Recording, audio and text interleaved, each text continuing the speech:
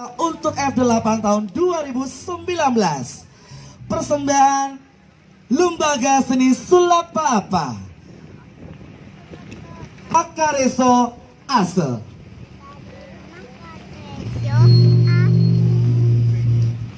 Tari panen yaitu tari yang menggambarkan tentang kehidupan petani mulai dari mencangkul, membajak dan menanam padi.